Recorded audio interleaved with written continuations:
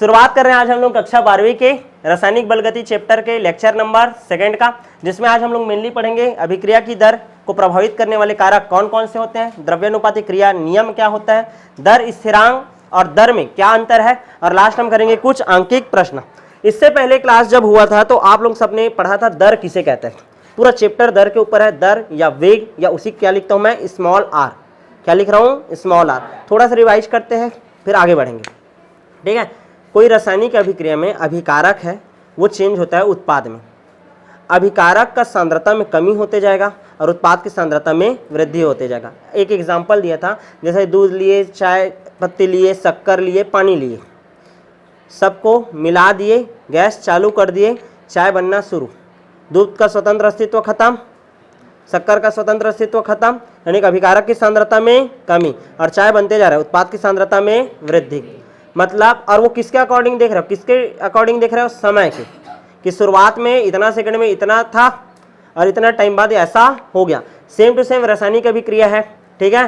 प्रारंभ में ध्यान समझना, अभिकारक का सांद्रता कितना था और अंत में सांद्रता उसका कितना है, या प्रारंभ में उत्पाद का सांद्रता कितना था और अंत में उत्पाद का सांद्रता कितना है, बटे क्या करोगे, समय अंतराल।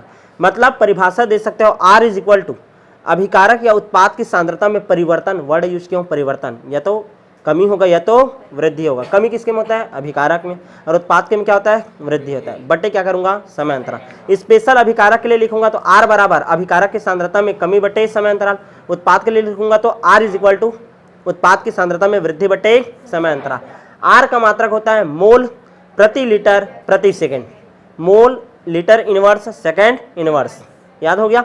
अब ये जो स्पीड रहता है अभिक्रिया का, कोई भी दर है कितना उसका स्पीड है, मैं आप लोगों को बोला था दर निर्धारक जो पद होता है, ठीक है, वो सबसे स्लोवेस्ट स्टेप होता है। याद करो साइकिल फैक्ट्री वाला उदाहरण, एक साइकिल का फैक्ट्री है, उसमें 10 ठोक टायर बन रहा है, 10 ठोक रिंग बन रहा है, 10 ठोक फ्रेम बन रहा है, लेकिन मान लो घंटी मात्र 3 ही बन रहा है, तो एक पूर्ण साइकिल रहेगा कितना बनेगा, केवल और केवल 3 बनेगा। मतलब पूरा साइकिल के फैक्ट्री में कौन कितना काम कर रहा है ये मायने नहीं रख रहे, जो सबसे कम काम कर रहा है उसी के कारण पूरा क्या हो गया, साइकिल फैक्ट्री का काम थोड़ा सा कम हो गया, कैपेसिटी क्या हो गया, कम। वैसे ही कोई रासायनिक अभिक्रिया रहता है तो रासायनिक अभिक्रिया में जिसका मात्रा सबसे कम रहता है, जिस अभिकर्मक की मात्रा सबसे कम रहती है, वही होता है आपका दर निर्धारक पद। इसके बारे में भी आप लोगों को थोड़ा सा डिटेल बताया गया था, क्लियर है। तो ये सब के बारे में थोड़ा थोड़ा जानेंगे और बहुत सारी चीजें सीखेंगे, ठीक है। आज हम लोग पढ़ेंगे जो अभिक्रिया का दर बोल रहा हूँ ना, जो स्पीड बोल रहा हूँ, जिसका परिभाषा क्या दिया हूँ, अभिकारक या उत्पाद की सांद्रता में परिवर्तन बटे समय अंतराल, उसको कौन कौन सा चीज प्रभावित कर सकता है। इसके बाद हम लोग इसी से रिलेटेड द्रव्यानुपाती क्रिया का नियम पढ़ेंगे, दर स्थिरांक और उसके लक्षण पढ़ेंगे, कि अभी तो दर के बारे में पढ़ रहा हूँ, उसके बाद एक नया कॉन्सेप्ट शुरू होगा द्रव्यानुपाती क्रिया नियम से, दर स्थिरांक। क्या चलेगा, दर स्थिरांक, नया वर्ड नया निकलेगा, एक स्थिरांक के। अभी आर के बारे में पढ़ रहा हूँ, अब किसके बारे में पढ़ोगे, फिर के, फिर आर और के में अंतर करेंगे, फिर दोनों से रिलेटेड कुछ अंकिक प्रश्न करेंगे। शुरू करें तो सबसे पहले तो दर को, आर को प्रभावित करने वाले कारक कौन कौन से हो सकते हैं, प्रभावित करने वाले कारक, ठीक है। तो सबसे पहले प्रभावित करने वाला जो कारक रहता है कोई भी रासायनिक अभिक्रिया के दर को, वो होता है अभिकारक का सांद्रण। किसका सांद्रण, अभिकारक का सांद्रण। अभिकारक का सांद्रण यदि मैं बढ़ा दूं तो जो दर रहता है रासायनिक अभिक्रिया का दर, वो क्या हो जाता है, बढ़ जाता है। मान लो कोई रासायनिक अभिक्रिया में A + B है और वो बना रहा है कोई उत्पाद, तो इस रिएक्शन का जो स्पीड रहेगा, R रहेगा, वो इस दोनों अभिकारक के सक्रिय द्रव्यमान, ये सक्रिय द्रव्यमान A का सांद्रण और सक्रिय द्रव्यमान B का, दोनों के गुणनफल के क्या होता है, समानुपाती होता है। क्या होता है, समानुपाती। क्लियर है कि नहीं, ध्यान से समझना। मान लो कोई रासायनिक अभिक्रिया हो रही है जिसमें A और B आपस में मिलकर के उत्पाद बना रहे हैं, क्या बना रहे हैं, उत्पाद। तो ये जो रिएक्शन है वो कितना स्पीड से चलेगा, वो इन दोनों अभिकारकों के सांद्रता के गुणनफल के क्या होता है, समानुपाती होता है। ये एक नियम है, आर समानुपाती, A का सांद्रता इंटू B का सांद्रता। समझ आया कि नहीं, यानी कि यदि मैं अभिकारक का सांद्रता बढ़ाऊं, यदि इसका मान बढ़ाऊंगा, इसका मान बढ़ाऊंगा, तो इसका मान बढ़ेगा। तो पहला प्रभावित करने वाला कारक है अभिकारक का सांद्रण। अभिकारकों का सांद्रण यदि बढ़ा दिया जाए तो रासायनिक अभिक्रिया की दर बढ़ जाती है। क्यों, क्योंकि जो दर होता है वो इन अभिकारक के सक्रिय द्रव्यमान के गुणनफल के समानुपाती होता है। पहला समझ आया कि नहीं, आर समानुपाती A × B।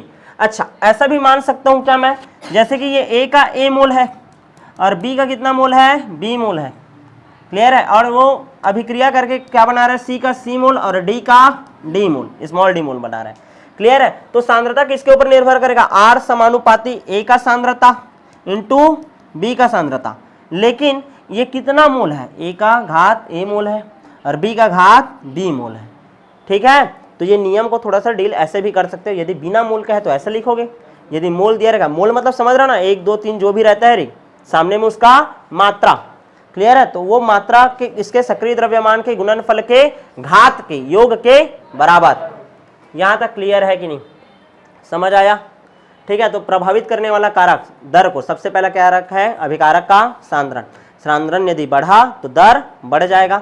नियम बताना, किसी रासायनिक अभिक्रिया की दर उसके अभिकारकों के सांद्रण के गुणनफल के समानुपाती है। सांद्रण नहीं बोलोगे तो क्या बोल सकते हो, सक्रिय द्रव्यमान, क्या बोल सकते हो, सक्रिय द्रव्यमान। दूसरा देखो टेम्परेचर, टेम्परेचर बढ़ाते हैं तो अभिक्रिया की दर क्या हो जाती है, बढ़ जाती है, ठीक है। अभिक्रिया का मान लो मैं टेम्परेचर बढ़ा दूं, ठीक है, तो गतिज ऊर्जा क्या हो जाएगा, अभिकारकों का बढ़ जाएगा, प्रभावी टक्करों की संख्या क्या हो जाएगी, बढ़ जाएगी, और टक्करों की संख्या यदि बढ़ गया तो रिएक्शन क्या होगा, ज्यादा होगा। नॉर्मली ये माना जाता है कि 10 डिग्री सेंटीग्रेड टेम्परेचर यदि मैं बढ़ाऊं तो जो रिएक्शन 10 मिनट में हो रहा था वो कितने मिनट में हो जाएगा, 5 मिनट में, यानी कि दर क्या रहता है, 2 गुना बढ़ जाता है, क्या हो जाता है, बढ़ जाता है। 10 डिग्री सेंटीग्रेड टेम्परेचर बढ़ाने पर अभिक्रिया की जो दर रहती है वो क्या हो जाती है, 2 गुनी हो जाती है, क्या हो जाती है, 2 गुनी। टेम्परेचर बढ़ाऊं तो आर भी बढ़ता है, अभिकारक का सांद्रण बढ़ाऊं तो आर का मान भी बढ़ता है, क्लियर है। 2 कारक हो गया प्रभावित करने वाला। अच्छा याद रखना, ऊष्माक्षेपी अभिक्रिया है, ऊष्माक्षेपी यानी कि उसमें खुद ऊष्मा उत्पन्न हो रहा है तो टेम्परेचर देने की जरूरत है क्या, नहीं। यदि टेम्परेचर दोगे तो उल्टा कम हो जाएगा दर, यानी कि टेम्परेचर कब बढ़ाना है, जब अभिक्रिया क्या हो, ऊष्मा शोषी हो, उसको किसका जरूरत हो, ऊष्मा का। ऊष्मा शोषी अभिक्रिया के लिए अभिक्रिया का ताप बढ़ाने पर अभिक्रिया की दर बढ़ती है, जिसको जरूरत है टेम्परेचर का उसके लिए जरूरी होगा ना, तभी तो बढ़ेगा, नहीं होगा तो नहीं होगा, क्लियर है। और याद रखना कॉन्सेप्ट है, 10 डिग्री सेंटीग्रेड बढ़ाएंगे 1 नंबर का क्वेश्चन आता है, ठीक है। तो कितना हो जाता है, दर लगभग 2 गुना बढ़ जाता है, यहां तक क्लियर है। तीसरा देखो उत्प्रेरक की उपस्थिति,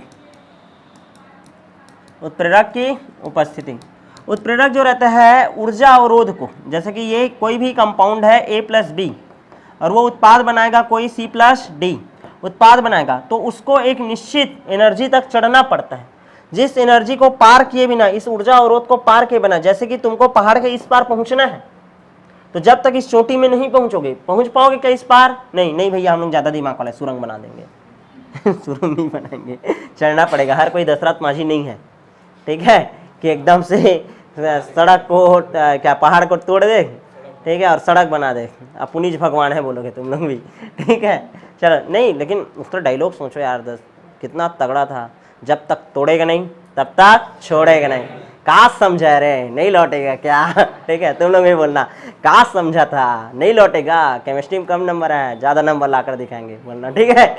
चलो ध्यान दो, तो A+B है, अभिकारक है, क्या बनाएगा, उत्पाद, क्या बनाएगा, उत्पाद। अब ध्यान दो, तो एक निश्चित ऊर्जा तक जाना चाहिए, अब इस निश्चित ऊर्जा को बोलते हैं हम लोग क्या, सक्रियण ऊर्जा, एक्टिवेशन एनर्जी, एक्टिवेशन एनर्जी, सक्रियण ऊर्जा।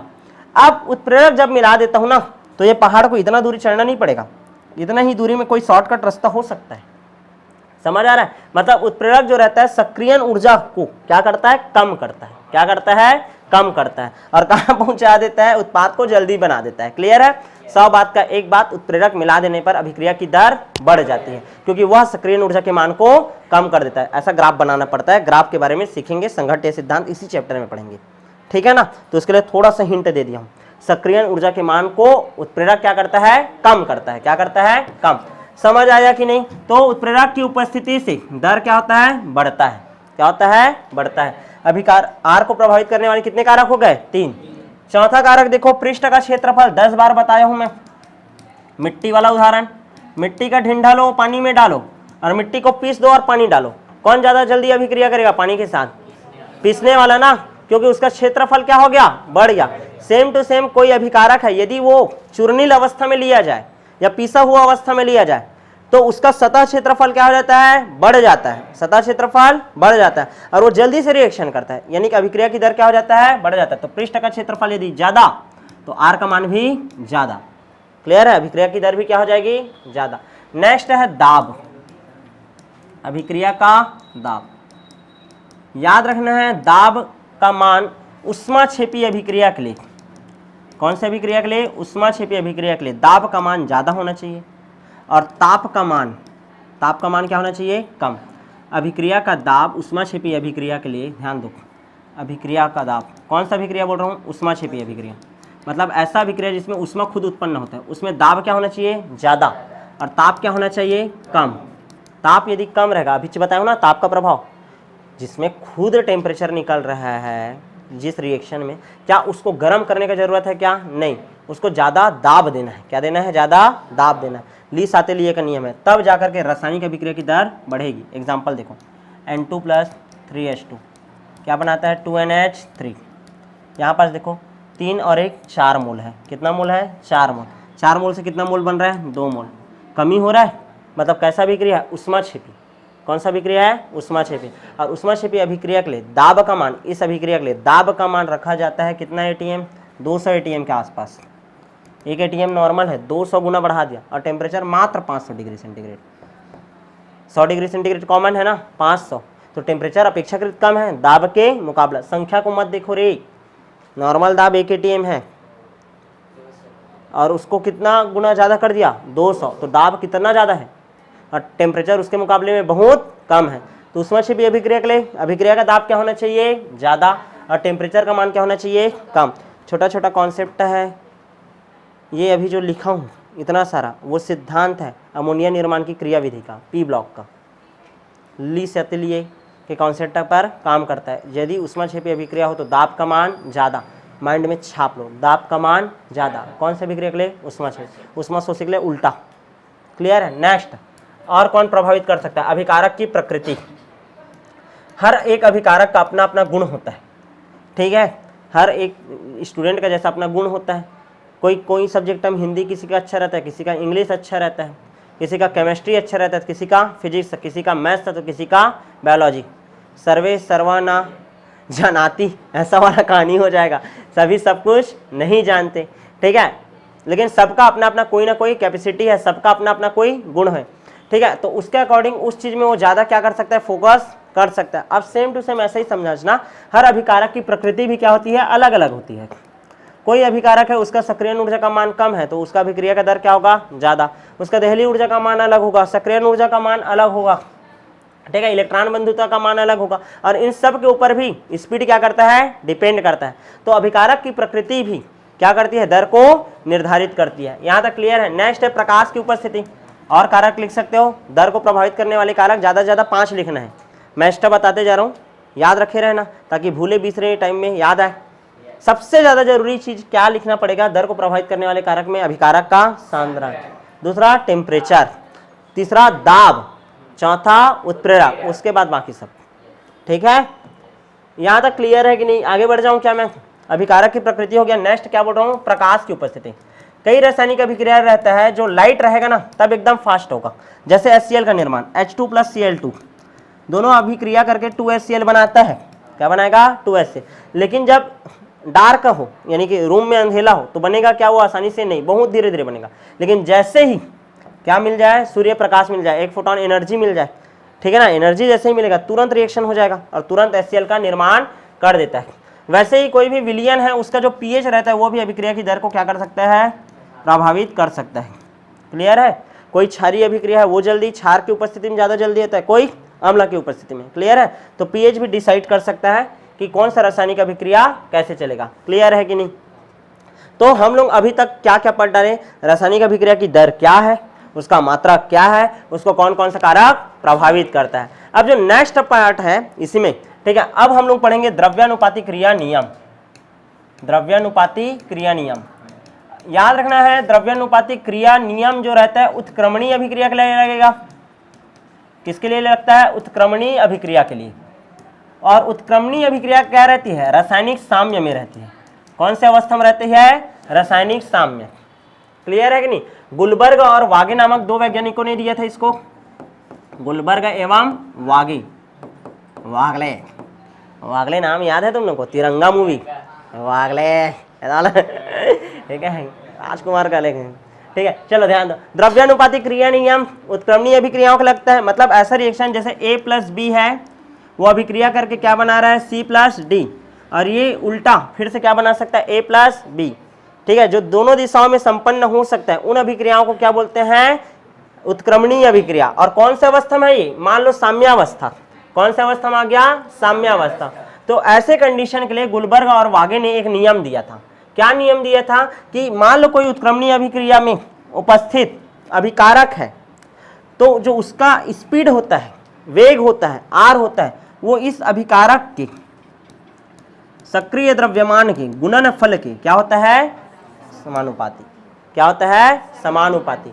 मान लो इसका A मोल है, इसका B मोल है, इसका A मोल है और इसका B मोल है, तो इसका घात A और इसका घात B, ऐसा लग जाएगा। क्लियर है कि नहीं? ये है नियम आपका द्रव्यानुपाती क्रिया का। किसी अभिक्रिया का जो वेग रहता है, स्पीड रहता है R, वो इस अभिक्रिया में उपस्थित अभिकारक के सक्रिय द्रव्यमान के गुणनफल के क्या होता है? समानुपाती होता है। यहां तक क्लियर है कि नहीं? अब मैं क्या बोल रहा हूं, एक उदाहरण दिया था। क्या उदाहरण दिया था? कि मेरे घर में 4 लोग कमाने वाले हैं, मेरी मम्मी भी कमाती है, पापा भी कमाते हैं, मेरी बहन भी और मैं भी, 4 लोग जॉब में हैं। अब मेरे घर में रात के टाइम में एकदम राजसी खाना मिलता है, एकदम बताया था ना ऐसा प्लेट 56 भोग कैसे 56 भोग मिलता है एकदम से। अब दुनिया का आदमी जितना भी है वो क्या सोचेगा कि इसके घर में 4 लोग हैं, इस कारण इसके घर के खाने का क्वालिटी क्या है? एकदम तगड़ा है। क्लियर है ना? हो भी सकता है भाई कि चारों के चारों कंट्रीब्यूट करते होंगे राशन सामान के लिए, लेकिन ऐसा होता है क्या वास्तविक में? नहीं। घर में कोई एक रहता है, पिताजी या माताजी, उनके खर्चे से चलता है क्या? राशन। मतलब सेम टू सेम समझो कि रासायनिक अभिक्रिया में जो टोटल मोल है वो सब के सब मोल भाग ले रहे होंगे करके हम लोग सोचेंगे, लेकिन ऐसा वास्तविक में होता नहीं है।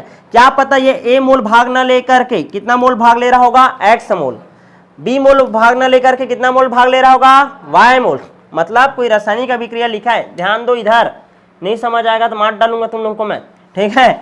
N2 प्लस 3H2 और ये क्या बना रहा है? 2NH3। अब हमारे दिमाग में क्या चल रहा है कि इसका 1 मोल है और इसका 3 मोल है, टोटल कितना मोल है? 4 मोल। यानी ये जो 4 मोल है, ऐसा समझो कि R समानुपाती N2 का घात कितना है? 1 और इंटू H2 का घात कितना है? 3। टोटल 3 और 1 4। 4 के सांद्रता पर, 4 अभिकारक के सांद्रता के ऊपर निर्भर कर रहा है। लेकिन ऐसा होना जरूरी है क्या? नहीं। ऐसा भी हो सकता है कि ये 4 में से केवल कोई 2 ही भाग ले रहा होगा। ऐसा हो सकता है कि ये 8 ठोक है ना, वो भाग ही नहीं ले रहा होगा, यानी कि इसका मान A ना होकर के क्या हो रहा होगा? X। समझ आ रहा है? दिखने में कुछ और है, यानी कि ये जो गुलबर्ग और वागे ने जो नियम दिया है वो सैद्धांतिक रूप से सही है, लेकिन जब तुम प्रैक्टिकल करोगे तो ये पूरा नियम क्या है? गलत।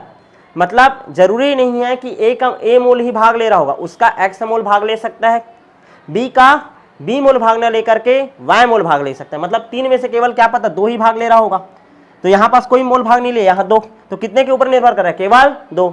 हम क्या समझ रहे थे इसको देख करके? 4 के ऊपर निर्भर कर रहे हैं, लेकिन कितने के ऊपर निर्भर कर रहे हैं? केवल और केवल 2 के ऊपर। समझाने के लिए बताया हूं भाई, उसमें 4 के ऊपर ही निर्भर करता है। मतलब ऐसा भी तो हो सकता है ना, क्या पता चारों राशन सामान के लिए दे रहे होंगे। मतलब A बराबर X भी हो सकता है और B बराबर Y भी हो सकता है, लेकिन ये एक्सेप्शन है, हर हमेशा ऐसा हो जरूरी नहीं है। अधिकांशता केस में क्या होता है कि A बराबर नहीं होता है किसके? X के, और B बराबर नहीं होता है Y के। आया समझ? किसको किसको नहीं आया हाथ उठा दो भाई, मैं ताकि एक बार और बता सकूं। मेरे ख्याल से सबको आ गया। गुलबर्ग और वागे क्या बोला? कोई रासायनिक अभिक्रिया है, रासायनिक अभिक्रिया में अभिक्रिया की दर जो रहता है अभिकारक के सांद्रता के गुणनफल के समानुपाती होता है, ठीक है। अभिकारक A है, उसका मोल घात A, B है उसका घात B, जितना संख्या दिया रहेगा उतने के ऊपर निर्भर करता है। मेरे घर में 4 कमाने वाले हैं तो खाने का क्वालिटी चारों के ऊपर निर्भर कर रहा है, ऐसा बोल रहा हूँ मैं। लेकिन ये वास्तविक है क्या? नहीं। वास्तविक रूप में तो ऐसा होता होगा, प्रायोगिक सत्यापन से तो ये पाया गया है कि मेरे घर में जो खाने का क्वालिटी वो सिर्फ और सिर्फ मेरे पिताजी के पैसे से आ रहा है। मतलब जो दिख रहा था दुनिया को कि 4 लोग कमा रहे हैं तब अच्छा खा रहे हैं, ऐसा नहीं है। पिताजी लाकर कमा करके खिला रहे हैं, तीन लोगों का और कुछ दूसरे में इन्वेस्ट हो रहा है। समझ आ रहा है कि नहीं? सेम टू सेम रासायनिक अभिक्रिया में दिखाई दे रहा है कि 4 मोल भाग ले रहा है, ऐसा जरूरी नहीं है। क्या पता इसमें का 1 मोल दिखाई दे रहा है वो 1 मोल भाग ही ना ले रहा हो, इसमें का 3 मोल दिखाई दे रहा है तो उसमें का केवल 2 ही मोल भाग ले रहा होगा। मतलब ए बराबर नहीं है किसके, एक्स के, या बी बराबर नहीं है वाई के, यानी कि ऐसा टाइप का केस है। ए और बी वास्तविक संख्या नहीं हो सकते, उसके आधार पर तुम दर को निर्धारित कर ही नहीं सकते। जो तुमको ऐसे दे दिया है उसको देख करके तुम डायरेक्ट उसका सूत्र लिखो करके बोलेगा, वो क्या हो जाएगा, गलत। क्या हो जाएगा, गलत। जैसे कि मैं तुमको अभिक्रिया दे दिया ये, अब बताओ रासायनिक अभिक्रिया की दर किसके ऊपर निर्भर कर रहा है। तुम लोग दिमाग लगाओगे, इसको देखोगे और तुरंत बोलोगे R समानुपाती N2 का घात 1 N2 H2 का घात 3। ठीक है, ये सही भी हो सकता है, लेकिन मैक्सिमम केस है क्या, गलत होने का। वही उदाहरण 4 के 4 लोग कंट्रीब्यूट कर सकते हैं, लेकिन वो ऐसा कहानी बहुत कम होता है। ठीक है ना, मतलब A बराबर X और B बराबर Y, ऐसा हर हमेशा हो ये जरूरी नहीं है। समझ आया जो समझाना चाह रहा हूँ? अभी तक नहीं आ रहा है? आ गया है ना? कितने लोगों को नहीं आ रहा है बताओ ना जी, मैं और कोशिश करूँगा। सबको आ रहा है ना, पक्का हो गया ना? ठीक, अब आगे बढ़ता हूँ। ये कंक्लूजन निकाल के रखें। अब इसी के आधार पर मैं क्वेश्चन कराऊंगा ना, क्योंकि इसी के आधार पर तुमको जब क्वेश्चन दिया रहेगा ना तो ऐसा दिया रहेगा आर का मान ज्ञात करो करके, तो तुमको ना ऐसा दिया रहेगा 8 ठोक समीकरण ऐसा लिखा रहेगा ना, और उसके जस्ट नीचे ना 1 ठोक और समीकरण लिखा रहेगा, ऐसे ही लिख दिया रहेगा। और मान लो नहीं लिखा रहेगा, मान लो नहीं लिखा रहेगा, तो डायरेक्ट जैसे ये क्वेश्चन लिखा हूँ इसके नीचे कुछ और लिखा हूँ क्या मैं अभी? नहीं। तो आर समानुपाती आंख मूंद करके N2 का घात 1 इंटू H2 का घात 3 ऐसा लिख सकते हो। क्लियर है? ये सही हो गया। लेकिन मान लो ऐसा कोई दूसरा रिएक्शन लिखा हूँ H2 प्लस Cl2, और ये क्या बना दिया है 2HCl, और यहाँ पास दूसरा मैं क्या लिख दिया हूँ कि यहाँ पास केवल Cl2 लिखा हूँ और कुछ लिखा नहीं हूँ, मतलब R समानुपाती दूसरा में Cl2, बस इसके ऊपर निर्भर कर रहा है। केवल किसके ऊपर निर्भर कर रहा है? एक के ऊपर निर्भर। मैं एग्जाम्पल ऐसे समझाने के लिए दिया हूँ, अभी करेंगे क्वेश्चन तब समझ आते जाएगा। क्लियर है? यहाँ तक समझ आया कि नहीं? द्रव्यानुपाती क्रिया नियम क्या है कि कोई रासायनिक अभिक्रिया होता है तो उसमें रासायनिक अभिक्रिया की दर अभिकारक के सक्रिय द्रव्यमान के गुणनफल के समानुपाती होता है। हर हमेशा जरूरी नहीं है कि A का घात A ही भाग ले, B का घात B ही भाग ले, A का घात X भाग ले सकता है, B का घात Y। उदाहरण याद रखना, खाने का क्वालिटी चारों के ऊपर निर्भर हो सकता है, लेकिन मैक्सिमम केस ऐसा है कि निर्भर नहीं होता। क्लियर है? समझ आया कि नहीं? ठीक, नेक्स्ट देखते हैं। ठीक है, और इसी को ही हम लोग क्या बोलते हैं? वेग समीकरण, यानी R समानुपाती A का घात A B का घात B। ये लिया हूँ। क्या ये वास्तविक में सही होता है क्या? नहीं। वास्तविक में सही समीकरण क्या है? R समानुपाती A का घात X B का घात Y। मतलब ध्यान से समझो, मान लो कोई रिएक्शन दिया है A प्लस बी और ये बना रहा है उत्पाद C प्लस डी। A का मोल A है और B का मोल B है। ध्यान से समझो, और इस रिएक्शन का स्पीड निकालना है, तो R समानुपाती ऐसा लिखते हो तुम लोग, जो कि पूरी तरीके से क्या होगा? गलत, क्योंकि A का मान X हो सकता है, B का मान Y हो सकता है। हाँ, ऐसा भी है भाई कि ये कुछ कंडीशन में सही हो सकता है, लेकिन कंडीशन रहेगा तब। मैक्सिमम केस में ये होता है। क्लियर है? आया समझ? नहीं आया है? N2 प्लस 3H2 क्या बना रहा है? 2NH3। तो R समानुपाती N2 का घात 1 H2 का घात 3। ठीक है, मैक्सिमम ऐसा दिया रहेगा और ऐसा लिखोगे तुम लोग, ये सही नहीं है, ये सही नहीं है, वो जो दिखता है वो सही होता नहीं है। क्लियर है? हाँ, लेकिन कुछ कंडीशन में सही हो सकता है। ये वाला जो है सही होता है, ये एग्जाम्पल सही होता है, पूरे के पूरे चारों के ऊपर निर्भर करता है। समझ आया कि नहीं? अब ध्यान दो, अब ध्यान दो, यदि मैं इसका सांद्रता कितना लूँ? 1, इसका भी सांद्रता कितना ले लूँ? 1। ठीक है ना? A का घात X का मान कितना ले लूँ? 1। B का घात Y का मान कितना ले लूँ? 1। सांद्रता का घात Y का मान कितना ले लूँ? 1। तो R समानुपाती, देखो समानुपाती हटता है, एक नियतांक लगता है K इंटू A का घात X और B का घात Y, ऐसा है। इसका मान एक एक ले लिया, तो R बराबर क्या हो गया? K। और ये K को ही हम लोग क्या बोलते हैं? आप दर स्थिरांक क्या बोलते हैं? परिभाषा क्या दोगे? किसी रासायनिक अभिक्रिया में, ठीक है ना, साम्यावस्था वाला है ना, किसी रासायनिक अभिक्रिया में अभिक्रिया का दर स्थिरांक, अभिक्रिया का दर स्थिरांक अभिक्रिया का वह वेग है जो कि अभिकारकों के सांद्रता का मान 1 होने पर हमको प्राप्त होता है। क्लियर है? इसका मान और इसका मान अभिकारक है, ये दोनों, ये दे अभिकारक है। दोनों का मान कितना कर दूं मैं? 1-1 कर दूं। समानुपाती हटा था तो क्या लगा था, 1-1 कर दिया। तो देख कैसे पढ़ रहा हूँ, किसी रासायनिक अभिक्रिया का दर स्थिरांक उसके अभिक्रिया का वह वेग है जो कि उसके अभिकारक का सांद्रता का मान 1 करने पर हमको प्राप्त होता है। खत्म कहानी। क्लियर है? दर स्थिरांक का जो मात्रक होता है वो होता है मोल प्रति लीटर। मात्रक याद रखना है, सबसे ज़्यादा जरूरी इसका मात्रक है। 1 - n सेकेंड इनवर्स, सबसे बड़ा बला आ गया। n क्या है? n = है x + y। x + y वास्तविक कितने अनुभाग ले रहे हैं उसके ऊपर वो निर्भर करेगा। क्लियर है? n = क्या है? x + y। जैसे कि मान लो मैं n2 + 3h2 के लिए मान निकालो बोलूँगा, ध्यान दो, 2NH3 ऐसा है, समझने के लिए समझो। मान लो ये शून्य कोटि का अभिक्रिया है, मतलब इसके ऊपर निर्भर ही नहीं करता, इसके ऊपर निर्भर ही नहीं करता। मैं बताया था ना, चारों के पैसे के ऊपर भी निर्भर नहीं कर सकता। कैसे? ऊपरी कमाई, अच्छे विभाग में हूँ तो समझ आया। शून्य कोटि का अभिक्रिया है, ऐसा समझो। शून्य कोटि का अभिक्रिया है तो R समानुपातिक, तुम लोग क्या समझ रहे थे? N2 का घात 1 H2 का घात 3 ऐसा होगा, लेकिन ऐसा इनके ऊपर निर्भर ही नहीं करता। तो घात क्या है इसका? 0 आ गया, शून्य कोटि हो गया। तो ये शून्य मान लिखोगे यहाँ पास, n की जगह में क्या लिखोगे? शून्य। तो मात्रक क्या बन जाएगा? मोल प्रति लीटर सेकेंड इनवर्स। क्लियर है? अच्छा, मान लो कितने 4 ठोक है यहाँ पास, एक के ऊपर बस निर्भर करेगा। कितने के ऊपर? एक के ऊपर। तो 1 - 1 क्या आ जाएगा? 0। तो ये पूरा खत्म। तो मात्रक क्या बचेगा? केवल सेकेंड इनवर्स। मान लो 2 ठोक के ऊपर निर्भर कर रहा है, 4 में से केवल कितने के ऊपर? 2। तो 1 - 2 करोगे तो -1 आएगा। तो मोल इनवर्स और लीटर ऊपर चला जाएगा, इनवर्स नहीं होगा ना। मोल इनवर्स लीटर और सेकेंड इनवर्स। क्लियर है? तो चेंजेस होते जाएगा, अभी सीखेंगे। कोई दिक्कत है क्या? नहीं। तो अब तक आपने क्या सीखा? द्रव्यानुपातिक क्रिया नियम। द्रव्यानुपातिक क्रिया नियम से हम लोग किसका उत्पत्ति कर दिए? दर स्थिरांक। दर स्थिरांक का परिभाषा, दर स्थिरांक का मात्रक। क्या निकाल लिया? दर स्थिरांक का मात्रक। अब दर स्थिरांक के लक्षण देखो, ठीक है? लक्षण मतलब दर स्थिरांक क्या है इसके बारे में समझाइए करके आ गया, टिप्पणी लिखो करके। दर के बारे में तो लिख डालोगे। अभिकारक के उत्पाद की सांद्रता में परिवर्तन बटे समय अंतराल, तुम लोग ग्राफ भी बना दोगे, उसका मात्रक लिख दोगे, 3 नंबर मिल जाएगा। वैसे ही मान लो दर स्थिरांक के बारे में बोल दिया तो कैसे लिखोगे? सबसे पहले तो उसका क्या लिखोगे? परिभाषा।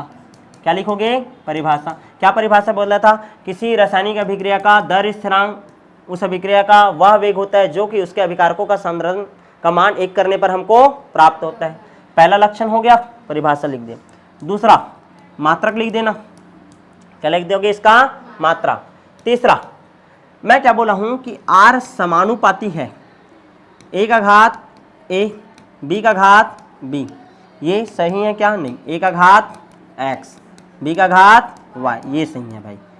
हटाऊंगा क्या आएगा? यदि इसका मान बढ़ा तो इसका मान भी बढ़ेगा।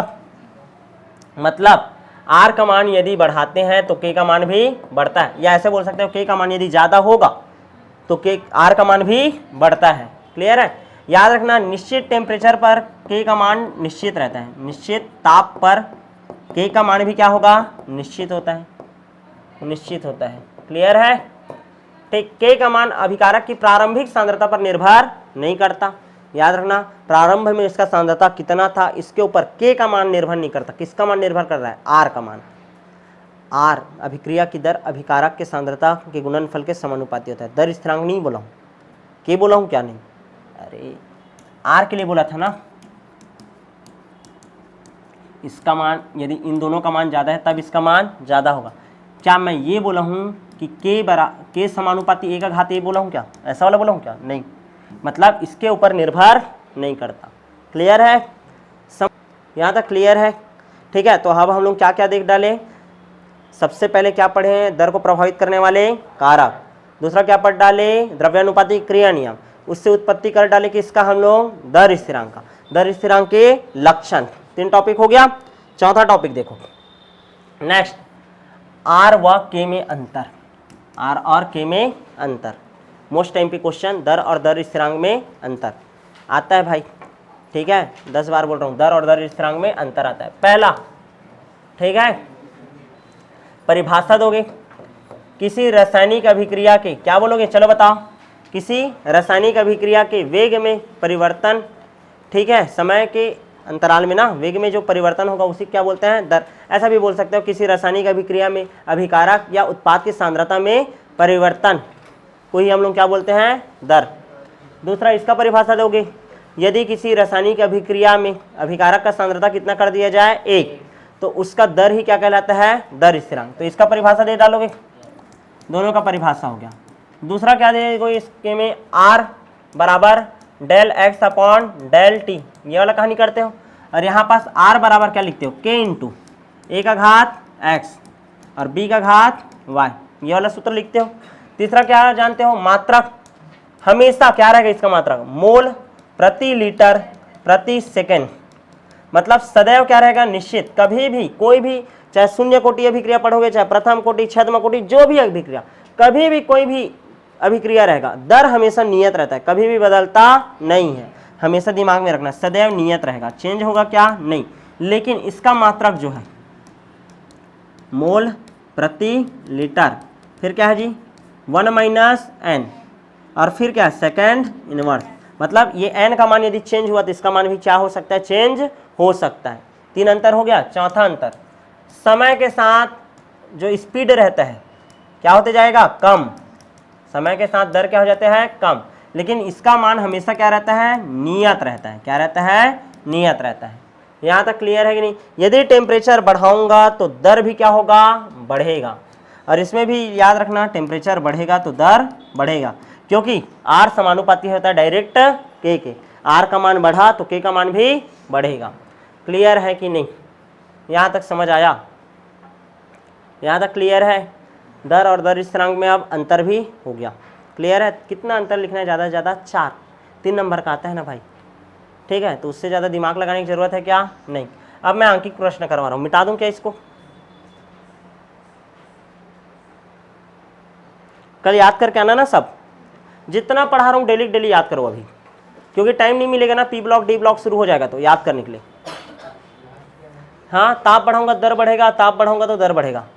समय के साथ क्या होते जाता है, दर का मान कम, और समय के साथ हमेशा क्या रहता है, ये नियत, इसमें कोई चेंजेस आता नहीं है के मान में। क्लियर, आगे बढ़न, ठीक। नेक्स्ट देखते हैं क्वेश्चन अब, ठीक है। कोई रासायनिक अभिक्रिया लिखूंगा मैं, उसके लिए एक बार क्या ज्ञात करना है, दर ज्ञात करना है, और एक बार क्या ज्ञात करना है, दर स्थिरांक, क्या ज्ञात करना है, दर स्थिरांक।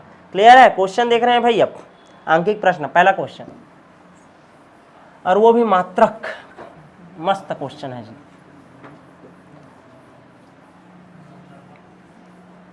पहला क्वेश्चन है, क्वेश्चन देखो, क्वेश्चन कैसे टाइप से रहेगा तुम लोगों के पेपर में ना, तुम लोग क्वेश्चन को देखोगे तुरंत आंसर बना डालोगे, और जिन लोग नहीं पढ़े रहेंगे उन लोगों को नीचे आएगा। देखो क्वेश्चन है, 3NO है, वो बना रहा है N2O गैस बनाया, क्या बनाया, गैस।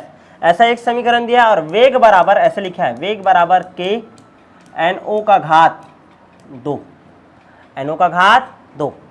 अब इसके लिए तुम लोगों को R निकालना है, R का मात्रक निकालना है, या मान निकालना है, R का मात्रक निकालना है, और यहाँ पास किसका मात्रक निकालोगे, एक बार K का मात्रक निकालोगे, किसका मात्रक निकालोगे, K का मात्रक। R का मात्रक सदैव वही रहेगा, मोल प्रति लीटर प्रति सेकंड, कोई दिक्कत नहीं। K का मात्रक देखो, मोल प्रति लीटर होता है 1 माइनस एन सेकेंड इनवर्स, ऐसा रहता है। n का मान मेरे ज्ञात करना है। अब दिमाग क्या लगाओगे तुम लोग, 3 है भैया, ये देख 3, डायरेक्ट लिख देता हूँ, क्या हो जाएगा, गलत। नीचे वाला लाइन देखना, वेग बराबर ऐसे करके दिया रहेगा। हमको नजर आ रहा है कि 3 अनुभाग लेकर के बना रहे हैं, लेकिन वास्तविक रूप में कितने का योगदान होता है वेग में, केवल और केवल 2 का। कितने का, 2। तो वास्तविक अणुओं की संख्या कितना है, केवल और केवल 2। तो यहाँ पास क्या करोगे, मोल प्रति litre 1 minus 2 second inverse, solve करो, मोल प्रति लीटर, तो -1 ये आ गया सेकेंड इनवर्स।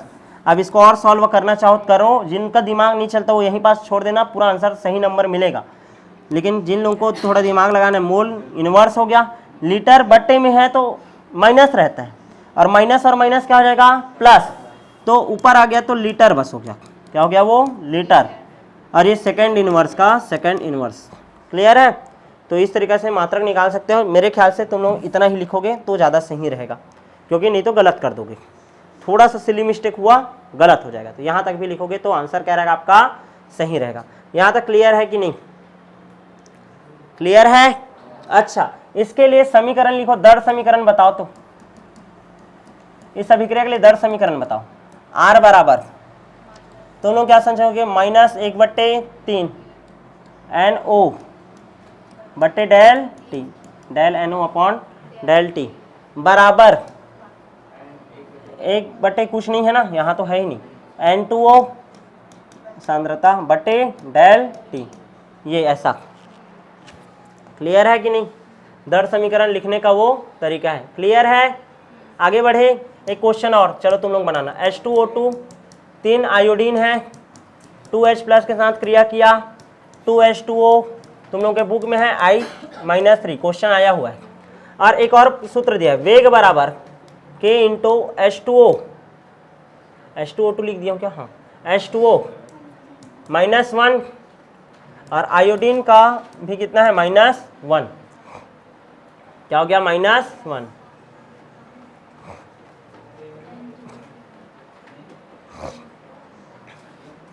चलो, R का मात्रक निकालना है और K का मात्रक निकालना है। किसका मात्रक निकालना है? K का। क्या? -1। H2O2 3I- 2H+, 2H2O I3-। और एक और नीचे में दिया रहेगा ना, हमेशा दिया रहेगा, और नहीं दिया रहेगा मतलब ऊपर वाला ही है। क्लियर है? चलो बनाओ। R का मात्रक मोल प्रति लीटर प्रति सेकंड, खत्म। इसी में कहानी है K में। यहाँ पास देखो क्या सोचोगे, 3 माइनस चार्ज है और 2 प्लस चार्ज है, टोटल मोल का संख्या कितना है 5। लेकिन ऐसा होता है क्या? नहीं। नीचे वाला MP है हमारे लिए, वेग बराबर K करके दिया है, H2O का घात -1 और ये -1। मोल में क्या माइनस प्लस चलता है क्या? नहीं। तो कितना ठोक है? सीधा दिमाग लगाओ, 2 ठोक। तो N का मान क्या लिखूंगा मैं? 2। अब निकालो, मोल प्रति लीटर 1 - 2 सेकेंड इनवर्स, तो मोल प्रति लीटर -1 सेकेंड इनवर्स, आ गया आंसर। क्लियर है कि नहीं? अब बना डालोगे, अब बना डालोगे। क्वेश्चन दूं एक, होमवर्क करके आना, ठीक है? चलो छापो पहले, जल्दी जल्दी करो, इतने ही कोई। CH3CHO है, वो बनाता है CH4 + CO। क्या बना दिया? CH4 + CO। यहाँ पास एक और लिख दिया हूँ, वेग बराबर K, वेग बराबर K CH3CHO का घात 3/2। क्या दिया है? 3/2। मजेदार है, चलो मैं ही बता देता हूँ। बना डालोगे? चलो बनाओ बनाओ बनाओ। यहाँ पास देखो ना, ये क्वेश्चन आया हुआ, 1 नंबर का क्वेश्चन आया था। एसिटाल्डिहाइड है क्या? ये एल्डिहाइड है ना, 2 ठोक है कार्बन, एसिटाल्डिहाइड। क्या नाम है इसका? इसका वेग कितने के ऊपर निर्भर करता है? 3/2 के ऊपर, 3/2। पूरा सांद्रता 8 ठोक के ऊपर निर्भर नहीं करता, कितने पर करता है? 3/2 के ऊपर। क्लियर है? क्वेश्चन आया हुआ है, ऐसा आता है, हमेशा 2 ठोक लिखा रहेगा। चलो बनाओ। R का मात्रक तो वही है, मोल प्रति लीटर सेकेंड इनवर्स। K का मात्रक निकालो, मोल प्रति लीटर, क्या होगा? 3/2 -1 सेकेंड इनवर्स। सॉल्व करो आप, मोल प्रति लीटर। अरे कई लोगों को नहीं आता ना, तुम लोगों को आता है। 2 एकम 2, 3 - 2, ऐसे करो, 3 - 2/2 सेकेंड इनवर्स। तो 3 में से 2 गया, कितना बचेगा? 1/2। कहाँ? ओ सॉरी, क्या बोल रहे हो तुम लोग? 1 माइनस बोला हूँ ना, अरे सॉरी सॉरी, हो उल्टा कर दिया था। 1 - 3/2, ठीक ठीक ठीक।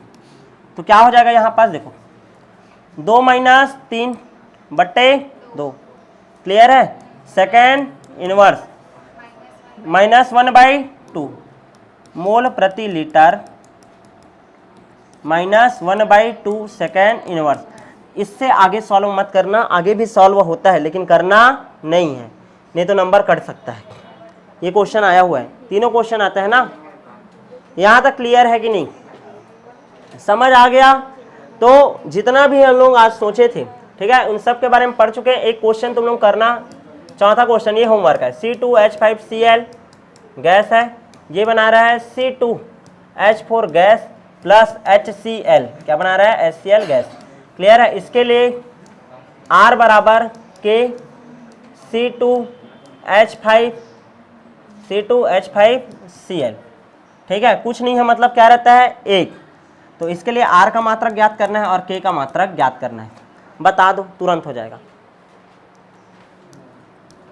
मोल प्रति लीटर 1 माइनस कुछ नहीं है, मतलब 1 ना, सेकेंड इनवर्स, तो ये तो 0 हो जाएगा। 0 मतलब पूरा खत्म, तो आंसर आएगा क्या, सेकेंड इनवर्स। आ गया। तुम लोग के लिए होमवर्क है, शून्य कोटि की अभिक्रिया के लिए निकालना है R का मान और K का मान।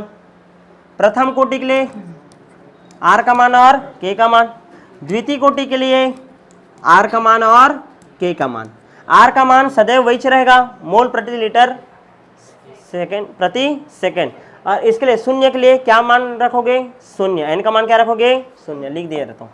n का मान इसके लिए क्या रखोगे, 0, इसके लिए 1 और इसके लिए 2, बना करके लाना, ठीक है। समझ आया कि नहीं। अब कल जो क्लास होगा उसमें हम लोग इसी चैप्टर में अब आगे बढ़ जाएंगे। आपका अभिक्रिया की कोटि क्या होता है और आणविकता क्या होता है, दोनों में क्या अंतर होता है। मिलते हैं अब नेक्स्ट क्लास में।